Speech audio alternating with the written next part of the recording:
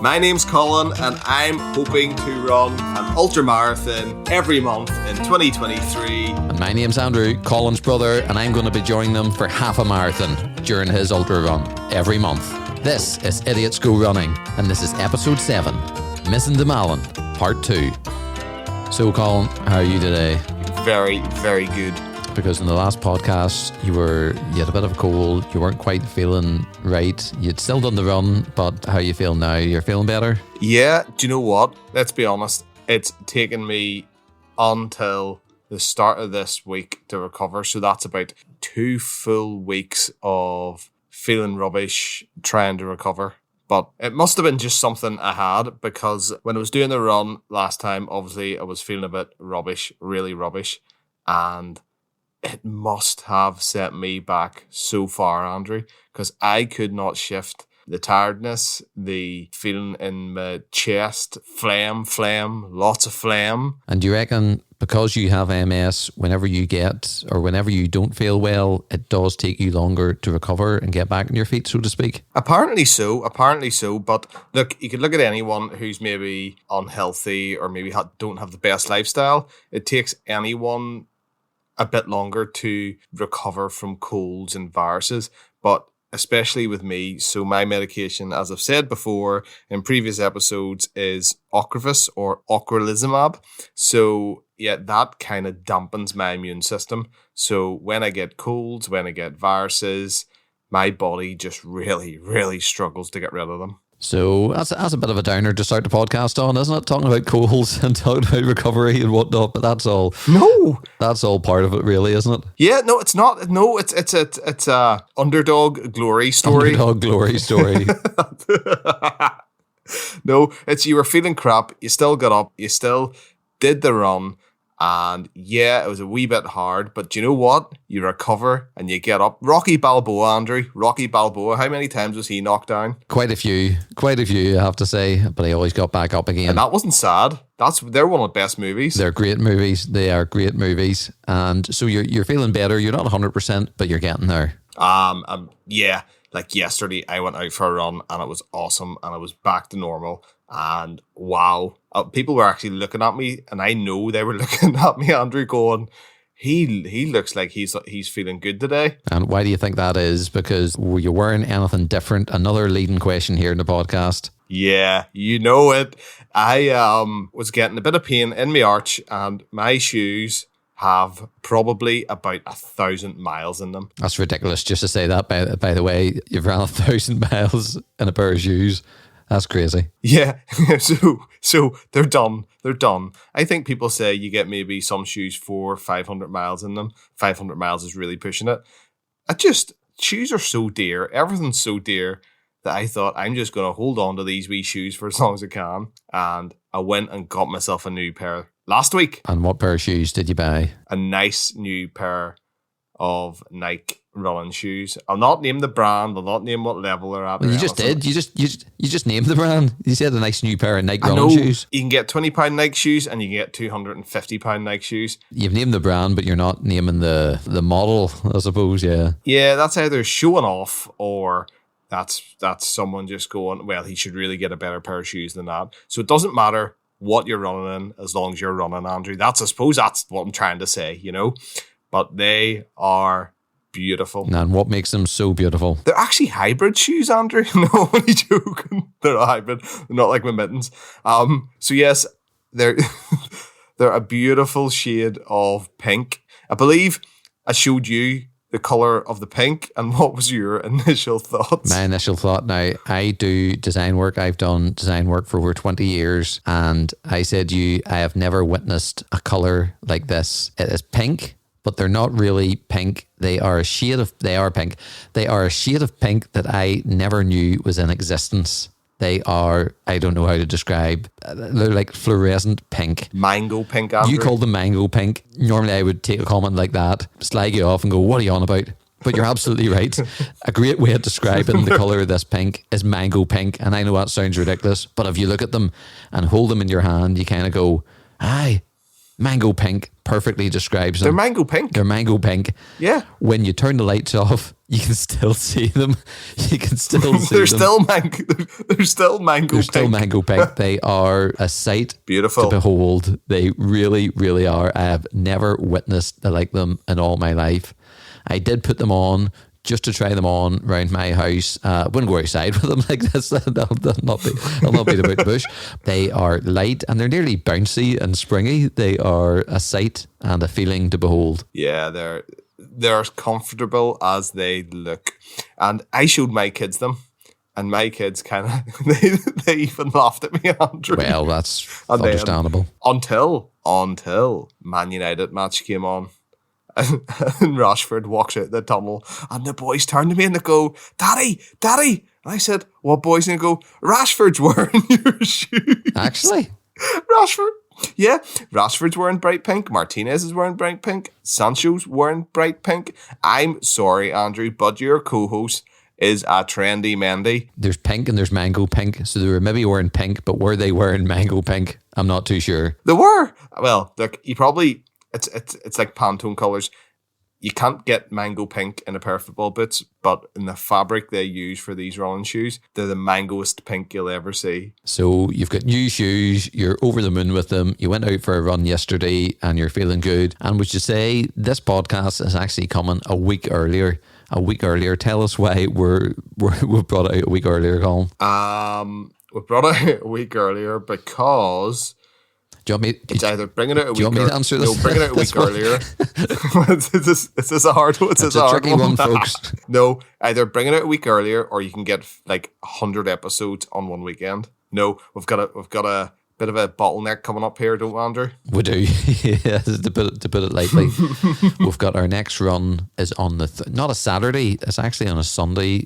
Sunday the 30th of April. And why is it moved from a Saturday to a Sunday, Colin? Because I'm going to run the Belfast Marathon, which isn't an ultra run. So I'm going to run to the start of the Belfast Marathon to allow it to be an ultra run. And hopefully, Andrew, you're going to be on time and meet me at the start. So my plan is to start the marathon, to take a bit of a break in the middle of it, and then to finish the marathon with you. A latte along the way. Very much. I will have a latte on the way. So this will be quite nice for me because I am starting the marathon. Then I'll bring my bag. I'll bring your stuff in the bag. I'll then go, that's enough for me after maybe 7 miles or so, and 7 or 8 miles. And then I'll take a wee break for a while and meet you across town for the last 7 miles or something like that. So that's the plan. Yeah. So you're doing a full marathon, and before you before you put your foot over the start line, you'll have ran about how many miles do you reckon? It'll have to be 6. It'll have to be 5 mile. It'll have to be 5 mile. Now, from my house to the start of the marathon, I don't think it's even as much as 5 mile. So I might even finish running through the finish line and meet my family at a restaurant or a bite to eat, somewhere to eat on the Ormo Road. You might actually finish the marathon and just keep on rolling. Grab your medal and keep running. Brilliant. If I've got a mile to make up, Andrew've got a mile to make up, I'm going to try and plan it that I should have nearly 5 mile before starting the marathon. Then the marathon kicks off. I have my Idiot 2 support crew, which is yourself having a latte along the way. Let's not mix that up. Yeah, I nearly said cafe. A latte along the way. So when I finish up, I need to have at least 31 mile, which is about 50 kilometers, which is like a decent ultra or a recognised ultra distance, I suppose. So that is on the 30th, Sunday, the 30th of April. And you actually, at one point, you were actually going to run on the Saturday, the 29th and the 30th. Yeah, I was going to do the day before to make sure I could get my ultra run in. But then, I don't know, I think we were just talking about it, Andrew, and just came up with this concept. It makes sense. There's no point doing 2 ultras back to back, and the marathon was there, so you were already in for it, so it made perfect sense. So that answers part of the question. We're running on Sunday the 30th. We still could have done a podcast on the 24th, bring it out on the 25th, but the reason for bringing it forward is I think you came up with the idea of maybe spreading it out a wee bit, and certainly over the last podcast or two, I felt that too, where maybe it's just better, instead of having having two so close together, we spread it out just a little. So you're going to have one in the middle of the month and one at the end of the month, which does cause a bit of a problem where we won't have our regular updates of how many times have we ran this month. Spoiler alert, I have ran as much in these 2 weeks as I had the whole of last month, so I'm doing a bit better that way. I'm just not going to say because it is not too early in the month to say how much you've You haven't been feeling well either. The other reason for that... I've ran twice, Andrew. Oh, right, so I've ran you're twice. admitting it, you've ran twice, but you have... The last 2 days. The last 2 days. But I think, in fairness, I think I took a week off and then I started running again. But you do need a week to recover at least and then get up and running. And spoiler alert, there was no snow or ice in Northern Ireland during these past few weeks. But there was sickness. There was sickness. Now, when we come into May, we've a bit of an issue here, Colin, because the last Saturday in May is the 27th, and I am not in the country, so we can't run that weekend. Let's do it the week before. We could do it the weekend before, which is Saturday the 20th. But your eldest child and my eldest child are expecting letters that will tell them where they're going to big school next year on that day, and you can't be away for that letter, Colin, because really you go at about 8:15 in the morning, you would miss the letter and miss all the caper, and we can't really be doing that. And likewise, we might be going out with our kids and our families, so can't really do it that day. No. What about the week before that? That would be Saturday the 13th, and there we have a football match to play in, or soccer, depending where you are in the world, a joint 40th birthday football match to play in. So we can't really do an ultra marathon or a half marathon and more around that. And what about the weekend before that? That brings us to the 6th, Colin, the 6th of May, and that is 6 days after the marathon. So we've got Sunday the 30th, and then 6 days later is Saturday the 6th. That's not much time in between runs, never mind. No. Not much time in between podcasts. So we've got this podcast coming out. We're going to then do our recap on Monday the 1st. So hopefully our next podcast will be out Tuesday the 2nd. And then when are we fitting the run in? Well, we're not actually going to run on Saturday the 6th. We're going to run Monday the 8th. And no, we're not taking time off work. Why are we running Monday the 8th, Colin? Because... I'll answer. Don't worry, leave it with me. I'll maybe answer this one for you. I've got the calendar in front of me, so it makes it easier. It is King Charles III's coronation. So here in Northern Ireland, we are off. It's a bank holiday Monday here in Britain on the 8th, and we decided we are going to run the 8th. So it gives us 8 days of a bit of a break in between. So what you're saying, Andrew, what you're really saying here is that King Charles heard about our podcast, heard about our difficulties, and then decided to do the coronation on the 8th so we could take a day off to do our run to pull us out of a hole. Is that what I'm hearing? More or less. May has turned into a very, very busy month. And when we were discussing this, 27th's out, 20th out, 13th's out, Saturday, and then I go, Colin, we're doing it the wrong way. What about the week after the 27th? That would be the 3rd of June. What's wrong with that? We could run that weekend. And I think I calmly responded, Andrew, it's June. That's June. And straight away I thought, oh yeah, we'll have to run every month. So we can't just we can't do nothing for 12 months and in December go, we've got like 12 ultras or 12 half plus marathons to do, half marathons to do. And we didn't do one. That would be a bit of a cop out. We'll have to do one every month. So May's a tight month, Colin. And it's going to be 2 back-to-back runs. On the plus side, we can take it easy. May, after the 8th, we've got lots of time. So we've actually got loads of time to recover. But are we doing an earlier run in June? Or is that for... Well, we'll talk about that in the next one. We'll talk about that in the next one. We might actually be running the King's birthday, which is the 17th of June, I think is possibly penciled in because we can't make it on the last Saturday of June, but we'll go into that on another podcast. So we will. The year started well with the last Saturday of every month, but things get in the way, don't they? Do you know what? See, the running's the easy part. It's the organising it is an absolute nightmare, isn't it, Andrew? It can be. It's trying to get all our ducks in a row and all the kids and the busyness and the madness. It's like, to be honest with you, our wives are no problem whatsoever. It's the kids. The kids have a lot on, and there's there's a lot of stuff on, but that's life and that's good. And we're fairly well into this podcast, Colin, and we haven't even talked about Mizen to Malin. And I know this is part 2. There could be, and there's definitely going to be 3 parts. I'm now thinking there's going to be 4 parts. This is going to be like the Harry Potter. How many books did they have? About 8? 7 books and 8 films, I believe. This Mizen to Malin's going to be made into a film by the end of it. And what Andrew. A film it would be. Who would play you? Who would play you? Oh. Now there's a question. Who would play you if Mizen to Malin was a movie, Andrew? My wife's watching Modern Family at the minute, and Phil Dunphy, the actor who plays Phil Dunphy. That's the perfect character. No, he's a bit older. He need to be de-aged a little bit, but that's who my wife thinks would. She's mentioning time to time would be a good shout there. So answers on a postcard if you've got someone better. And who would play you? Do you know what? It needs to be someone, and it's not because of looks. It's just because I think they're very, very, very funny actors. Okay, have you ever seen Channing Tatum be a funny actor? Channing Tatum, I don't know. my name is Jeff. What's that in?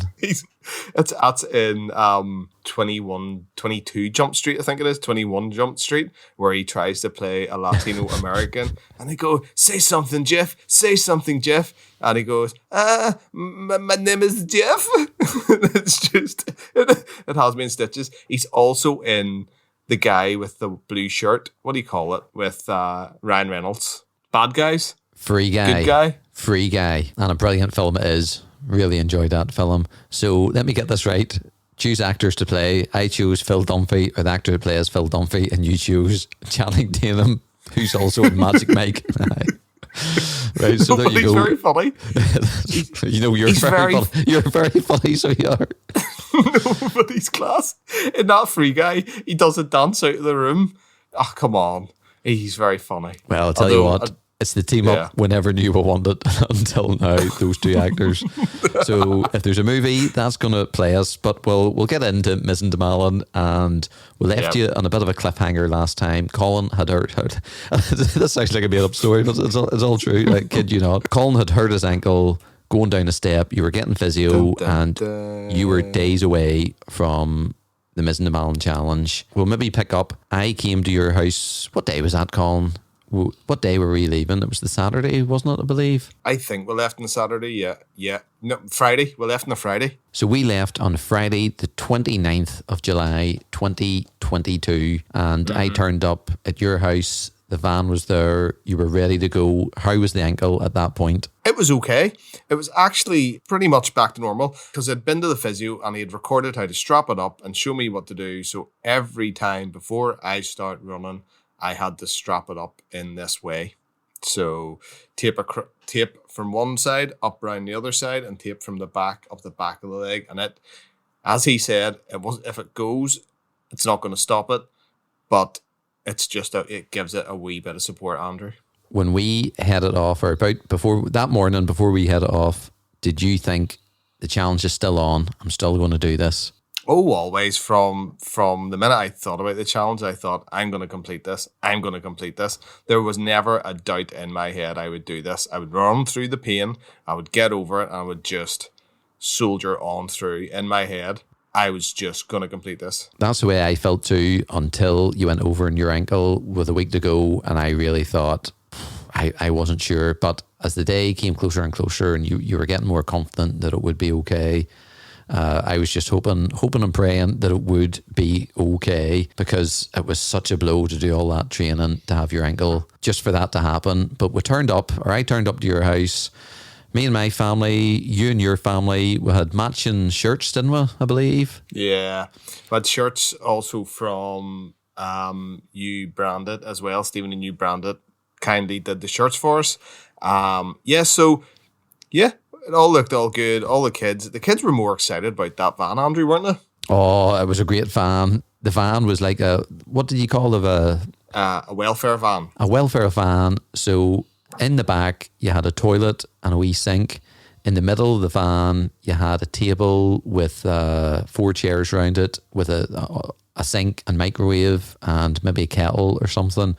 And then in the front, obviously, you had the 3 seats, and it was a brilliant fan. You had lights on the top, and it said welfare fan and all that business on the sides. It was well branded up.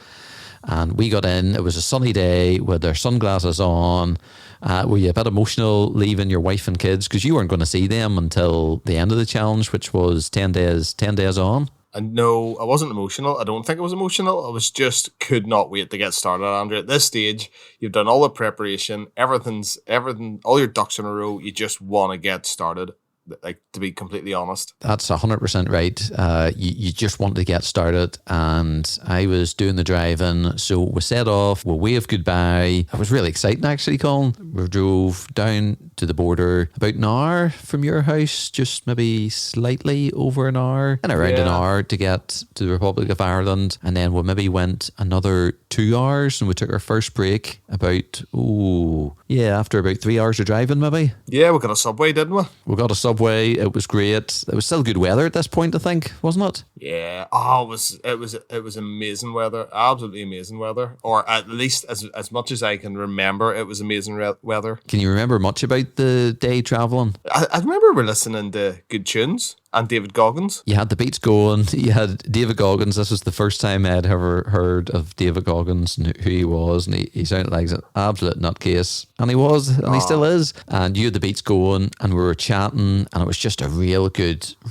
time. So it was of just getting closer and closer. And every so often I'd go, it's unbelievable. You're going to be running all this distance. We're traveling down Ireland. You're going to be running back up this way, not the same road or not the motorway, but in the opposite direction. And to get down to our hotel in Cork, how long was it, Colin? Do you remember? I'm going to guess 6 hours. I think it was maybe even a little bit more. So I'm just looking it up now on Google Maps to see roughly how far it was. And yeah, about 6 hours roughly. So yeah, maybe the 3 hour break, 3 hour to get a Subway was about the halfway point. And I have never been as far, I think just south of Dublin is the furthest I've ever been in Ireland, which is about... Really? Dublin's about what, halfway, just slightly below halfway in the whole of Ireland. And I had never been as far as, where was the first place? Skibbereen? Skibbereen, yeah. So Skibbereen. It was down past Cork, isn't it?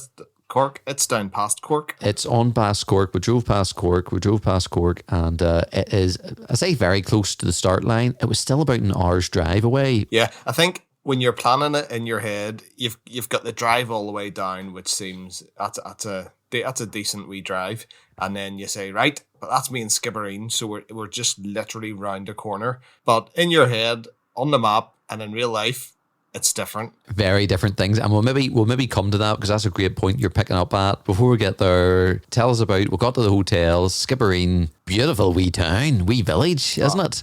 Well, we drove around it twice, actually, because we missed, there was nowhere to park, because it was like a one-way system, and the roads were so small, so we actually drove around it twice looking for a place to park. Yeah, so... Yeah, we got out and we went into, or it was actually, we got out of the van, and where the hotel was sitting was just after this wee bridge. It like literally had a river running out the front of it. It was absolutely incredible. We went in. Do you remember his name, Andrew? No? He was the manager, but I don't remember his name. Mr. Manager. Mr. Manager. So who would play him in the film? Basil Fawlty, maybe? No, that's reserved for someone else. No, this is a steely look. I would say someone like you know, the first Batman, Michael Keaton. Yeah, that's a good shout. It's a good shout. He was all about, I'm a manager of this hotel. He'll go and he'll do his job, and then he'll get back to being a manager. He does what he needs to do. That's just the impression I got. So I got my picture taken with him, Andrew.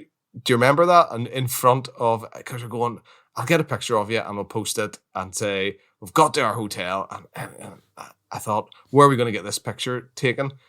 Guess where he picked, Andrew? I do remember where he picked. Do you remember? It was in front of this pop-up about getting married. Getting married at the hotel. But he was lovely, very, very generous guy, really, really nice great guy. Yeah. And do you remember the receptionist? Oh, she was good crack. She was telling us lots of stories about her daughter getting her daughter a job, I believe, Andrew. She was good banter. She was really, really nice. And there's going to be a story, or there's going to be several stories of just some of the people you meet on a trip like this.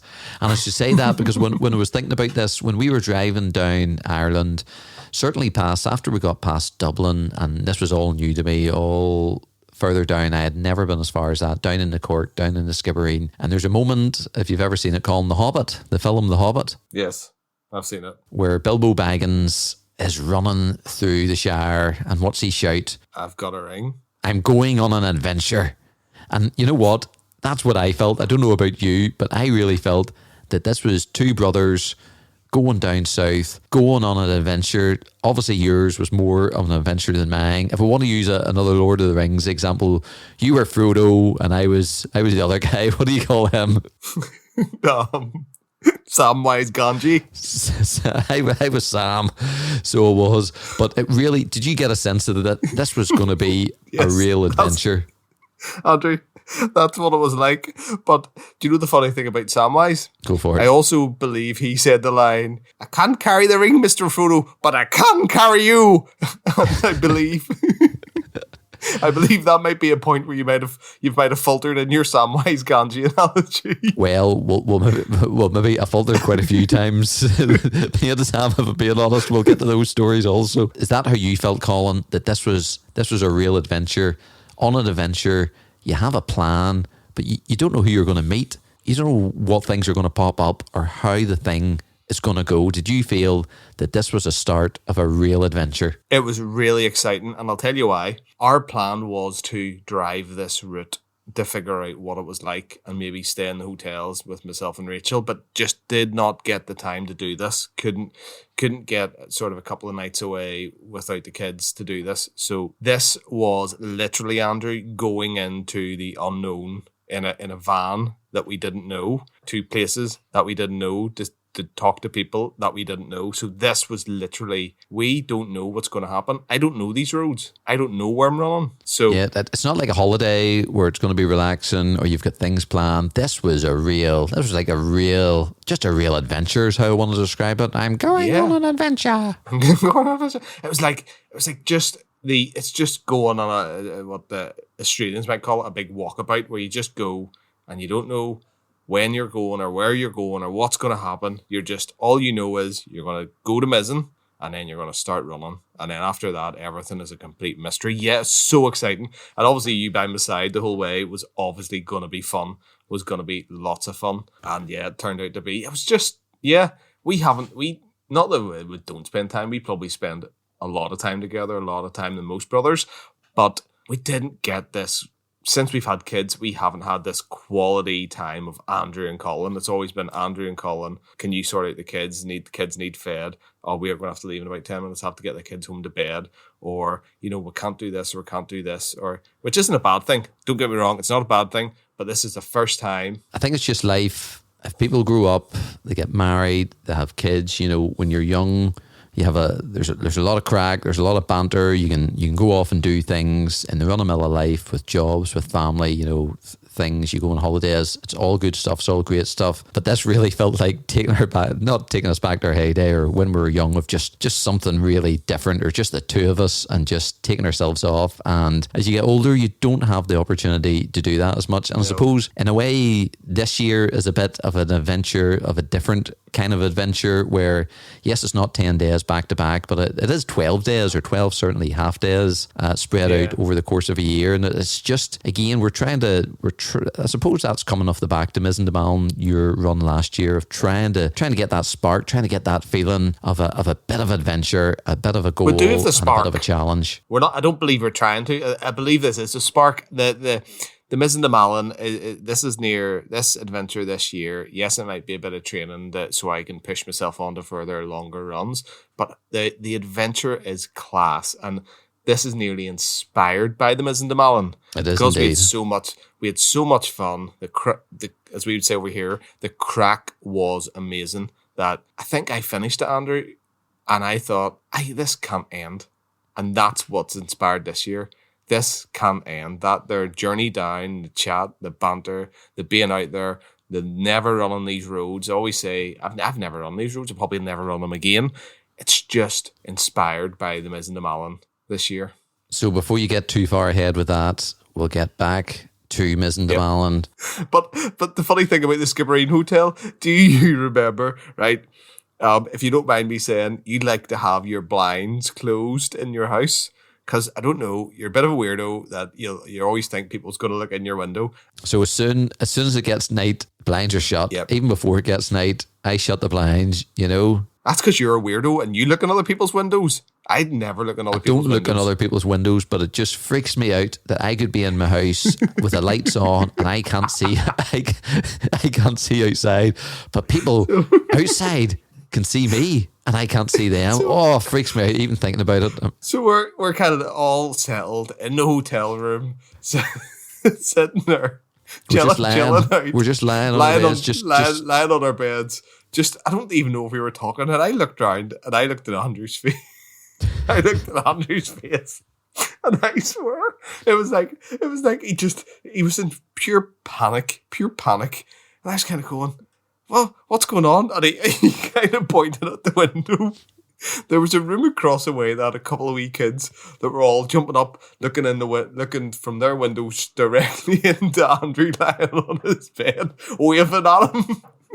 I was just lying in my bed and these kids were just waving and jumping in the bed and trying to get my attention. They got my attention and I didn't know what to do. Well, I didn't know what to do. I did two things. But you didn't want to be rude. You didn't want to. You were kind of like half waving back, half moving closer to the window, and then you didn't want to be rude and just shut the blinds on them. So you like kind of politely closed the blinds while waving. I gave them a wave. Well, not really smiling, just a bit of a wave with a bit of what's going on here, while moving towards the blinds, and then I shut them, and then all was right with the world again.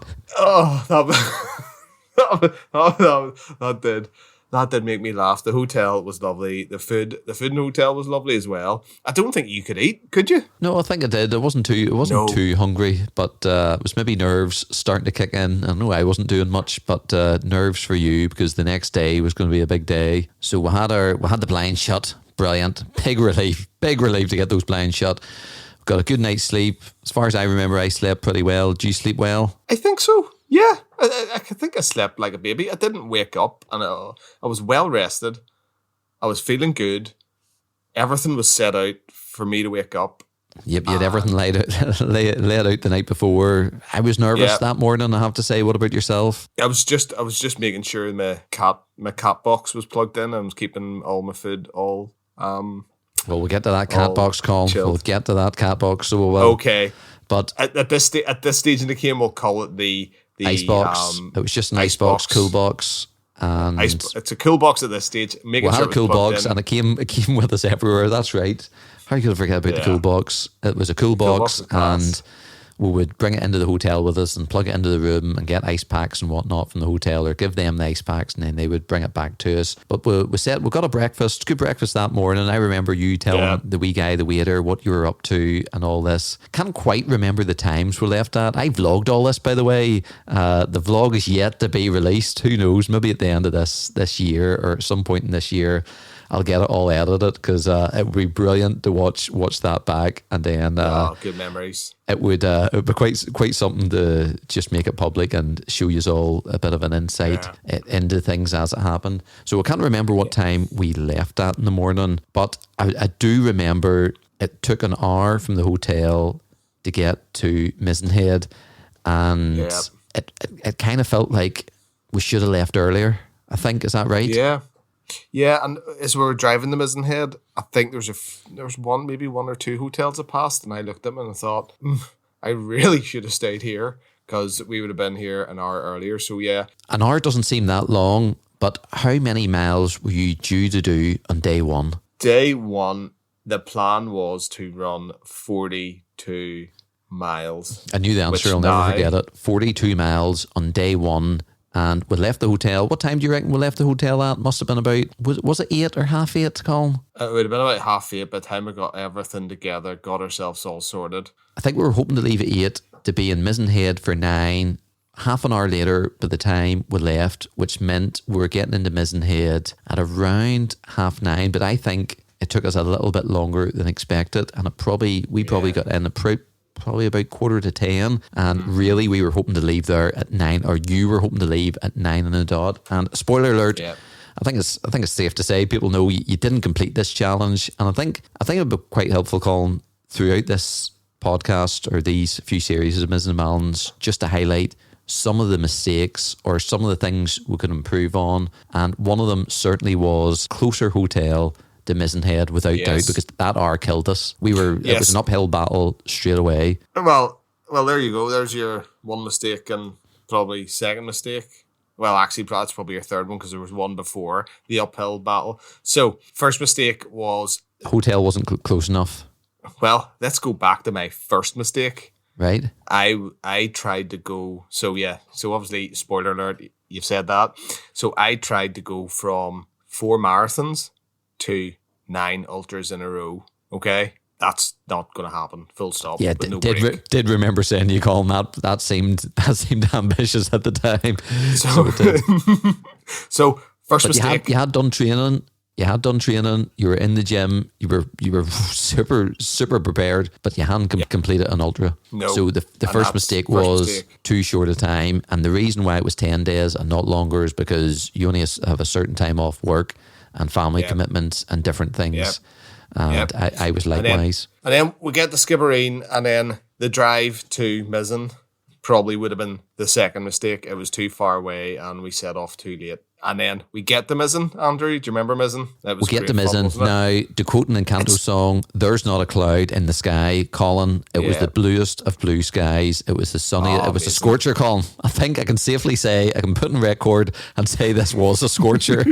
if you remember from the last podcast, I thought it was this is a genuine scorcher of a day. It was roasting, absolutely roasting.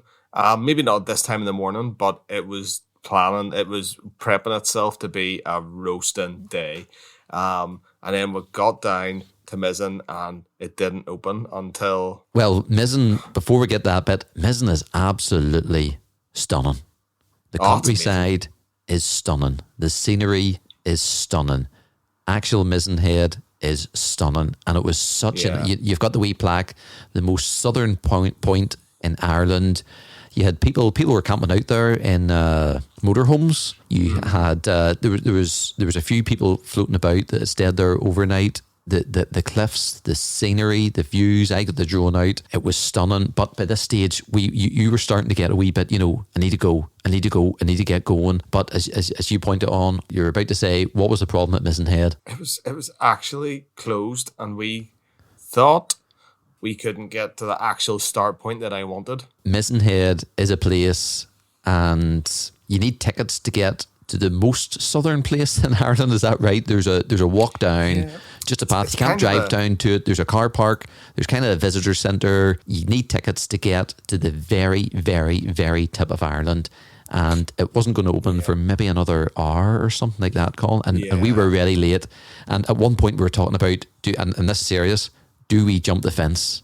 Do we jump the fence to get down? We were jumping the fence. There's security cameras and all this business, and we really weren't sure what to do. We were having this discussion. This discussion maybe lasted 5 minutes, Colin. Like, time's ticking. We really felt the pressure. I actually had a chat to a Dutch guy on a bike, and he thought that place was amazing, by the way. What place, sorry? Mizen Head.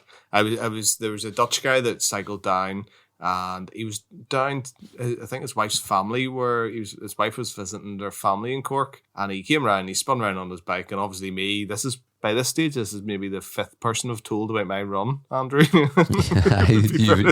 You did like telling people about your run. Oh, I think this guy cared, but we got talking to one or two people, but we're having this conversation, Colin, we really needed to get going, and you just said... We have to be at the starting point, Andrew. We have to be at the starting point. We have to be at the starting point. Get going. Do we hop the fence? Because once you hop a fence, there's a bit of a path, and then there's a bridge, and then you go further down, and you don't want to get into trouble, But this was a real conversation. We didn't know what to do, and then was it me or you noticed? Well, imagine finishing it and not starting from the right point, and all this being in vain. And we didn't research this. Again, it's called No. Idiots Go Running. We really just thought we'd get there and we'd get to the bottom and then we'd start running. Who was it that noticed, Colin? I can't remember. Was it you or me? I can't remember. Well, it was obviously one of the two of us, Colin. Like, I just remember looking down and we were literally standing on the flipping start line. There's a line that says, one side says start, the other side says finish. I kid you not, we are standing here discussing whether to hop this fence for 5 minutes. We are standing on the start-finish line, and we look and we just are in disbelief beyond belief. But people can overhear us, Andrew. There's people standing around, right? People can overhear us talking. I'm fully kitted out in running gear with a t-shirt that says Mizen to Malin going, where's the starting line? We're going to have to hop that fence to get over the starting line. Everybody going, look at them two friggin' they're actually standing on the starting line. We were standing. There was a few people about. There's a few nice picnic benches. At this stage, there wasn't many people about, but even in those 10, 15 minutes, Colin, more and more people start to come. Not big numbers, but just trickles of one or two people. And I got the drone out. These idiots. I got the drone out and I took the drone out and I said, go for it. And you start running. I said, stop. It wasn't right. I went up too quick or something. Or I didn't go up quick enough. Recording or something. Can you go back to the start again? Everyone was cheering, Andrew. Everyone was cheering. People were cheering. I said, sorry, false start, because it was an amazing atmosphere because people were cheering. Yeah. Sorry. We're redoing that bit. And you look at me and go, seriously, do you know what? Or seriously, Andrew? Serious? It shows how long we were there that people are actually starting to... Oh, they're watching us. They know what's going on. They can see your jersey. You can see the way you're gonna attempt to run Ireland. 3, 2, 1. We do it again. The drone goes up. This time it's recorded. Well, this is the second time now that it's recorded. I think it was recording the first time, but it just didn't go up quick enough because I didn't know you'd take off as quick as you would. I went up much quicker with the drone. You went running. Everyone started cheering. Now, there wasn't big numbers, but everyone started cheering, and we didn't tell them to cheer. It was just a natural thing that happened. It was a goosebumps moment. It was a moment that'll live with me for a long time, maybe all my days. And Colin, you went off running, and I followed you with that drone until you went out of sight. And I'll tell you how I felt. I was like, he's gone, just like that. He was gone. And if I remember correct, I gave him a phone, or I gave him I gave a camera to a couple that was there just because I got the drone. If you know anything about me, I like my shots, I like my vlogs, and I got them. So you were running past them. So I had the drone shot going up, following you, and then they followed you. You went out of sight, and I went over to speak to them. I must have chatted them for about an easy 15, 20 minutes. And by this stage, Colin, there was a group of bikers coming, cyclists, and the place was really filling up now. There was families coming. Yeah. It must have been close to opening time. It was starting to get really busy. And I dandered back to my van. I got into my van and you had your Garmin tracker on and I went off to follow you. And do you know what, Colin? I got back in that van and it really hit me that we'd spent the full day with each other overnight. That morning, a bit of crack. And then you were just gone. And I was left in the van by myself. But you tell me how you experienced that after the full start, starting to set off again. After full start. Well, I think I started running and I was like, right, let's go. And this time it wasn't a full start. Got to the corner, round the corner, and I was looking at going, this place is really nice. And I think I took a selfie. I jumped up onto the hill and took a selfie, I'll be honest with you. But then I kept on running and you got out of Mizen Head. And my first thought was, where am I going? Because literally, Andrew, I was being guided by this watch.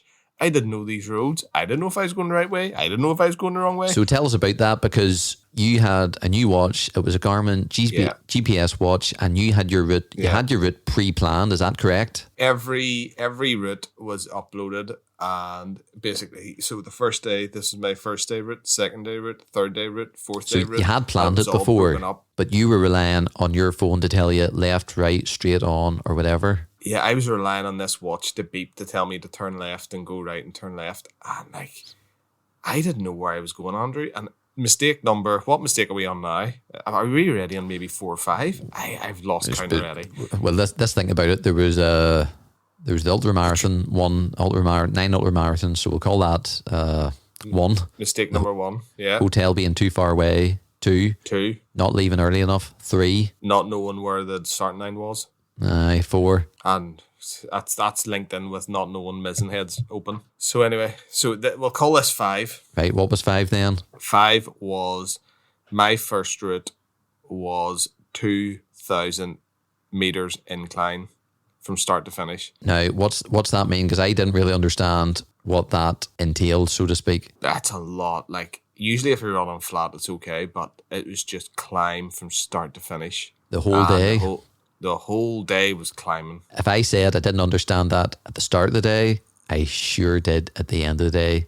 Because even the last few miles, and we'll quickly touch on it and then go back, but the wee van was struggling to get up it. Never mind you trying to run up. It was unbelievable, but we'll get to that. But not really a way to avoid that, Colin, is there? Because you are going... Yes and no, but I was trying to do this run as raw as I could, Andrew. So I was trying to run. Well, this is mistake 6 without doubt, and this was hotel something to hotel. I wasn't. I don't want to say happy with, but I think you were doing a very purist way of trying to run the length of Ireland. So what were you trying to do? You were starting off from a hotel. Apart from the start line, you were going from hotel to hotel. And tell me your thought behind that. So you would run to the hotel the next morning, leave that hotel, run to the next hotel. And why did you decide to do that? Because I can run 42 miles, followed by 40-something miles, followed by another 40-something miles, because I can do it. But it was just because I wanted to not jump in the car and go back to square one and then go again and then jump in the car and go back. But looking back, I would have been able to... Because I was running off distance so much, from hotel to hotel was adding on 5 miles here and there, and 5 miles here and there when you're doing this type of distance. Far too much. It adds up over 9 days, put it that way. And also the hotels dictated the route. You didn't run probably the quickest. Well, you certainly didn't run the quickest route, or you wouldn't have run the quickest route. But you would have picked an easier route. I would have picked a more direct route. A more direct route. I think a better plan would have been to run, say, 30 miles, 35 miles, stop at that point. You get in the van, we'll go to the hotel. Maybe it's half an hour away. Maybe it's 5 minutes away. Doesn't matter. Next morning, I drive you to the very point I drop you off, or I picked you up at the previous day, and we go on from there. Do you, looking back, or if you were to do it again, is that what you would do? Yes, definitely, 100%. I would. You go say back. Definitely. I was a bit of a pause there, Colin. No, I was trying to think. It's so the 9 days. So if you were to add on an extra day and then divide that out, so over the actual time, because as this run was going on, there was a short day. There was actually a day that wasn't an ultra. So when you take them miles and add them on over the rest of it, you would end up with reasonable miles every day, which would allow you to get better rest, which would allow you to get better sleep. But sure, we'll get to that point. But yeah, so that was mistake number 5. Was number 6 now. That was mistake number 6. This is mistake number 6, and literally this is the first. within the first the start line. Basically, we've made 6 mistakes before you even put your first foot down on this journey. And that's all part of an adventure, I suppose. But you learn. And hindsight. This podcast is actually going a lot longer already than we thought. So we'll maybe not cover all the first day because there's so much to cover. But I remember meeting you up maybe, and I'll tell you about my plans. I thought, as the man in the van, kind of the welfare guy and keep an eye on you, do you remember what I done? I brought my laptop with me, and I thought I would drive for maybe an hour and then make myself a wee coffee and do some editing and then meet up with you. And you're you're itching for this latte. That's all you're itching for. Well, I wasn't making lattes along the way. It was a wee latte. AeroPress, and it was a wee filter coffee I was having. It wasn't that fancy of a welfare fan, you know what I mean? No. But meanwhile, you said looking like some sort of special agent on the side of the road with your laptop and coffee. Yeah, I thought every hour I'd be living it up. Just every hour, just saying a quick hello to you, and meeting you up, keeping an eye on you, and getting to do a bit of work. But it wasn't like that at all, Colin. I think it wasn't like that at all, because you really had to keep, or I really had to keep an eye on you, not because you couldn't do it or anything, just because of the roads and the route. I was following you in GPS, and your wife, she had you up. Speaking of GPS, she put a tracker, or she put your, what do you call that, your link up on Facebook, so people... Mistake number 7. Oh, I'm writing this down. Number 7. Now, people could watch you, people could click on your Facebook link and see exactly where you were. Why was that mistake number 7? Because at one stage I got a phone call because I went off track. Andrew, I was only off track about, not even half a mile. And I got a phone call going, Colin, you're going the wrong way. I had my mum up late, looking at a map going, he's here. It was literally some sort of, a table with a light over it, a big map on the table, some sort of military operations he was planning, right? So there was that. Then there was people who were watching this dot, wasting their life watching a dot move up Ireland as slow as, thank you everyone for watching that dot. But people were so... There is two things here, because it is engaged. encouraging. People were engaged, Colin. It's encouraging to know that people are so invested, because it is as an adventure. It's something that people don't do, or certainly normal people don't do. And just to track and to see how you're getting on, that's an encouragement. But again, there's also a bit of a burden with that, because I remember once... A bit of pressure. There's a bit of pressure, because it's like Big Brother. Someone's always watching you, or the potential of someone always watching you. And remember once maybe getting 3 text messages when you went off, and it didn't happen that much that you went off turn, but he's going very slow. Is everything okay? Has he stopped? And then you're kind of going, yeah. Yeah, I suppose it didn't help you if you were getting messages or phone calls to say what's wrong, why you stopped. I'm taking a water break. Right, that's okay. But the water breaks lasted 5 minutes. That's because I'm tired.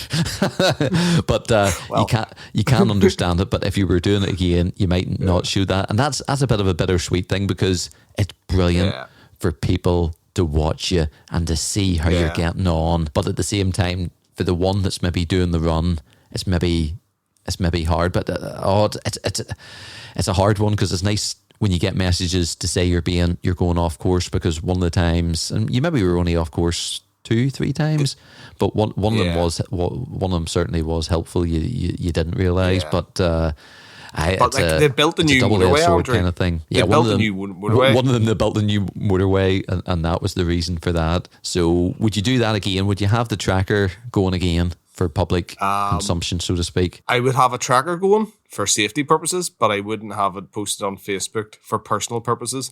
But yeah, so it would be updating people maybe once or twice a day, and that would be it. Because I think what you did do was very good, is you took a message to yourself, a video message, and I suppose that was maybe a better thing to do, because you were able to, you were putting you were showing some of the scenery and giving wee updates and whatnot, rather than just having the tracker. But there's pros and cons to all these things. And again, thank you so much to everyone that was following, because there were so many people.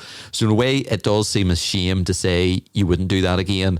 But when you're in the middle of it and you've got a real goal and a real focus, you need to keep that goal and focus. And you know what, Andrew? I wouldn't do it for my mum, because it's not fair on my mum.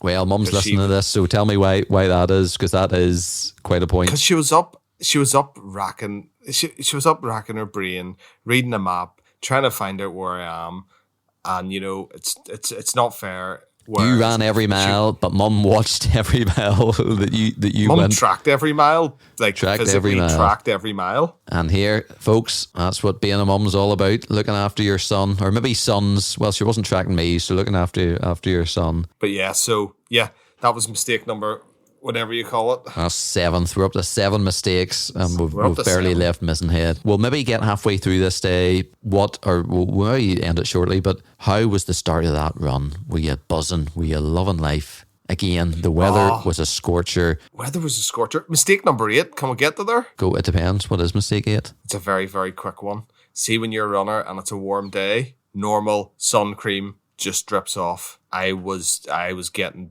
it on you, and it was like, this is just running off. You were sweating so much, it just wasn't soaking in. It was doing nothing. Oh, we're going to have a 9th. We went straight from 8th to 9th. What was your 9th mistake? Not wearing a hat. Not bringing a hat. Didn't even bring a hat, did you? I didn't think. I've never ran the hat before. This would have been the first time I've ever ran the hat, Andrew. Do you know what? So I've never Off needed tangent, a hat. but I love running in a hat. Love running in a wee hat. It's good for the wet weather. It's which we found out when we were running around Slemish, and it's good for the sunny weather too. Yeah. But you didn't bring it, and you knocked my hat. No, I offered up my hat, and you gladly took it. So we're up to 9, and again, it's within the first hour or two of the run. We've made nine mistakes. Well, this will be the first day. It wasn't within the first hour. We didn't. Well, no, it was. It's a combination of things of planning, bad prep. Yeah, all planning. But look, as you say, the best way to learn is to just jump in with 2 feet and figure it out. And I think that's the way, Andrew, I've always learned. I've never been the type of person that reads a book, studies up, and does everything perfectly by the book. I will jump in, throw myself in, and just make as many mistakes as I can. And well, you're ticking those boxes like you wouldn't believe at the minute, but you're 100%. Do you know what, Andrew? I will still tick them boxes, and I will always tick them boxes. It's better to fail because it just shows that you're pushing yourself that wee bit harder. It's better to make mistakes because you're trying to learn. You know, people who don't make mistakes never really excel. What is it? Shoot for the stars, and if you land on the moon, that's Clouds, good. is it? Or something, I don't know, something like that. But if you shoot for the stars, land on the moon, about to say. Shoot for the stars and you land on no good really landing on the moon, but not many people have been there. You didn't make it to the stars, but you're still not on Earth, so you're somewhere in between-ish. So there's a saying out there to do with that somewhere. So bring a spacesuit. You bring a spacesuit. You went out running. I kept meeting up with you, and it was brilliant. Quite often, when you were getting a quick refuel, and we'll maybe stop at one of the refuel breaks, because I remember meeting a guy and he was going off for a walk and he started to speak to us, and I think he got his photo taken with you, Colin. He wanted a selfie with you and he wanted to find out all what you were doing. And the people down south, person after person after person, so nice, so generous, so invested in you. They would make notes of who you were, or look up your Facebook page, and or share with their friends. Say they'd be following you, you'd be willing you're on. So many, nearly everyone we came in contact with. It was unbelievable. The people that we met down south. There was one guy, Andrew, who cycled past me, right? And I was in the middle of nowhere. I mean, I was well out of Mizen. When I say well out of Mizen, I would maybe say 20 miles out of Mizen, and he cycled past me. Then he cycled up beside me. He goes, "What are you doing out here?" I was going, "Well, I'm trying to run the length of the country." And then did not open up a conversation. He actually lived in the local area, and it was a big lake sitting where he lived. And I said to him, do you realize you live in such an amazing place? He goes, "Colin," because at that stage I told him my name. He goes, "Colin, I wake up every day and I just go out and I look in the balcony and I look at where I live, and he goes, "I'm blessed." And I said, "You are?" And I said, "I'm trying to run like this country." He goes, "That's amazing." He says, "Why are you doing it?" And then we got into the story about MS and everything. But that guy actually just cycled past me. He read my t-shirt, and then he cycled back up beside me, and he was just one of the nicest people I've met. Absolutely amazing. The people we met, it's hard to put into words just how kind, how generous, how invested they were into you, as I say. And where were you aiming for the first day? Where were you hoping to get to? On the first day? The end of the first day, yep. The first day I was aiming to go to Ballinagiri, Kilmore, and the hotel was Gugan Barra Hotel. Gugan Barra. And we'll pick that up at the next episode. Or no, the next episode is going to be how the marathon run got on. And then we have another run back to back. So we might actually have 2 run podcasts, and then Mizen to Malin part 3. So we're really stressing this out over the year, aren't we? But there's so many stories to tell. And I think Gugan Barra, oh my goodness, that was hard to put into words. But there's so many stories about getting there and then being there and leaving there. That's going to be a podcast in its own right. So we'll leave it there. Well, we'll leave you with one wee thing. In Goodman, we met possibly the two nicest people we've ever met. And one was just loved. He was so happy that we brought a cat box with us. And that's a teaser for the next podcast, or the one after that, or it could be the one after that. And everything Colin just said there, it may sound bizarre, but he's 100% right. He's absolutely 100% right. Come here, kitty. Come here, kitty. Just you wait, guys. Just you wait. So until the next time... Well, we're not going to do it. My name's Colin. We'll not just say that straight away, because we'll let you know, as we said at the start, we're running on the Sunday, the 30th of April. The next podcast will hopefully be out Tuesday, the 2nd of May. And if you have anything else to say, Colin, where can we find you? Or how can people get in touch? Yes, so I'm actually now posting more stuff, not loads of stuff, on my MS Running Adventure Facebook page. So if you go on, you can see my beautiful mango pink shoes. You can see various things I've been doing. And then there's the odd wee MS post on it as well about the advances in MS. That, do you know what, Andrew? The bit of money I raised has gone towards research, and there's been massive developments in MS. So doing them wee bits might just seem, well, it's only a couple of £1,000 here and there. You say a couple of thousand, but how much did you raise? 9,500. But every single person who donated, that money went to the research that's now opened up octopus trials. So they've got their fingers in various trials, and if there's anything that works, then they will develop that there further. So the likes of Kerry, Keith, Marjorie, Mum, Dad, on-track technicians, yourself, Andrew, anyone who donated stuff, all the hotels, you've all been a part of actually moving towards really valuable research. And I know we talk about this run and how amazing this run was, but I was also raising money for MS and research, Andrew. So I would say that anyone who's put 1 penny or more towards this run has helped us get closer to a cure or something to stop this MS, this disease developing. And that's something we can't thank every single person enough for that. And you can also contact us at Gmail, idiotsgorunning@gmail.com. And until the next time, my name's Andrew. My name's Colin. And we'll see you with plenty more mistakes and things not to do next time. On Idiots Go Running. This was a mistake. This whole podcast was a mistake. Definitely not, Colin. Definitely not. We'll see you next time.